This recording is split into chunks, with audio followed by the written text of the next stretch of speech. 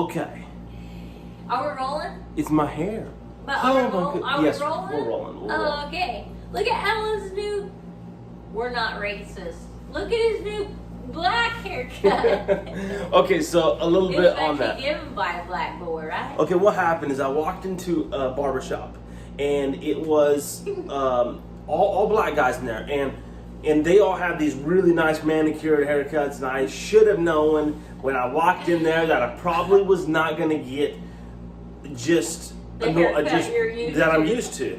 And From Kendra. Kendra. Hi. This, when you see this, you're gonna die laughing. So after that, I said, "Hey, I want to trim up, and I want the sides a little shorter." And he says, "Do you want anything done on the top?" And I was like, "Yes, I would like the top done as well." So boom, boom, boom, and he's like, "Hey," I was like, "A lot of hair is coming off." I was, he holds up the mirror, and I was like shocked. You had that much hair on the top already. I did, and then all of a sudden he's like, "Hey, do you want to do anything with your beard?" And I was like, well, I guess, yeah. I mean, he'd already went to town on my hair. I was like, and so he kind of trimmed up that, and he did all the little nice round thing there. But Kendra, this is what happens when you don't comb out our hair. I know, Kendra. Don't ever let me do this again, because this is not my style, but it works. So, all right, our video is not about haircuts. It's not about beards or nice trimming.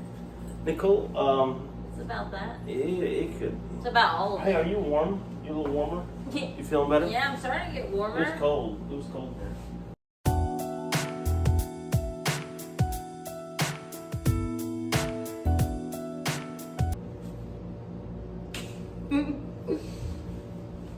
Alright. Okay. So. Okay, thank you everybody for your awesome packages. We've been getting several, Yes. but we wanted to show one in particular. Somebody amazing. I'm gonna have to show them the books really close. But somebody amazing. Her name is Sharon Walkup, and she followed us on Facebook one day. She friended you. Yeah, And we've never actually met her, and she's from Rogers. Yeah, and her story's amazing, and we won't tell it because it's her story to tell.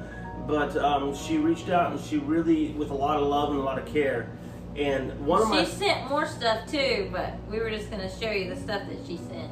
Yeah, one of my favorite things that she sent was this. Let me see if I can hold it up. Maybe I think because I'm so fat, I can't move around, right? Limber.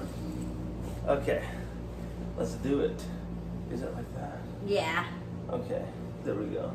I feel like we're being one of them quilt videos. Yeah, we already showed him a quilt the other day. I feel like we're So trying to become quilt. Sharon made this for Cruz. It says, "You're much stronger than you think you are. Trust me." And I cried, Sharon. when Sharon, I thank pulled you it so out. much. This is Thank beautiful. you so much. This is incredible. It's got Cat in the hearts Hat, on the Dr. corners. Seuss, thing one, thing two. And on the back, hogs. This is the most Ooh, like big amazing. Thank you for not putting Roll Tide, Sharon. And then she sent a bunch of books for Cruz. Boxing socks. Dr. Seuss is her favorite.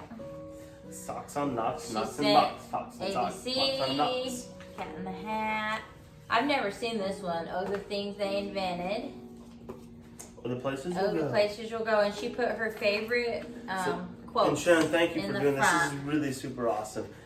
Pasting all your favorite quotes in there. That is really cool. And then she gave this super cool book called At the Hospital.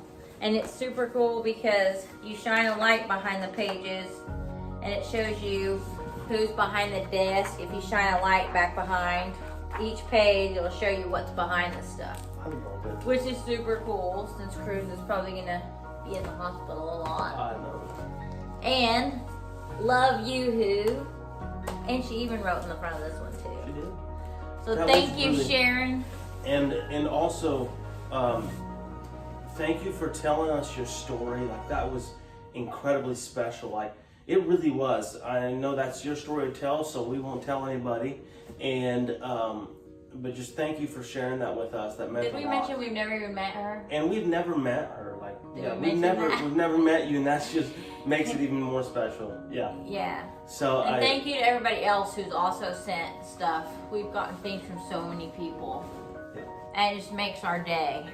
It's so fun to get mail anyway. I know.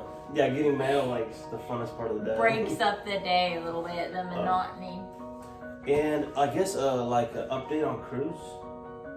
We put a video out, which I kind of messed up a little bit, but we weren't supposed to put it out that he was feeding until we told you. But one of the biggest things that happened is he got moved from the one side of the CVICU to another side. Yeah, they moved him down the hall, they call it. They moved him down the hall. And what that does is with him moving, he goes to a different stage, which is called, there was a Q1 stage, a Q2, and a Q3, and a Q4. I think he's at Q3 or Q4. Yeah, he's at Q4 now, and basically that allows, he doesn't have to have as much monitoring, sorry, and he doesn't have as much monitoring. He gets his vitals checked like every 4 hours. Yeah, and his nurse, he doesn't have a nurse in his room anymore. like constantly 24. Yeah, like there's one nurse for every 2 patients, so they just come in. And he's not intubated anymore. The tube's out. There's no tubes in him except for the little tiny feeding tube, which is minuscule. Yeah. Very small little tube that goes all the way down to his stomach, and that's the only one that's in him.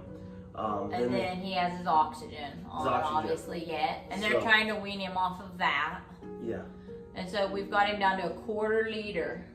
Yeah, which he's struggling. Like today, Nicole said he's actually struggling to breathe, like really good with that quarter liter. It's tough. Like he's well, I mean, I didn't mean to make it. His stats were good. Yeah, but like he's having to take deep breaths. He's huffing. But he is. It's harder for him, especially when he eats. So he didn't eat well today, actually, at all for me.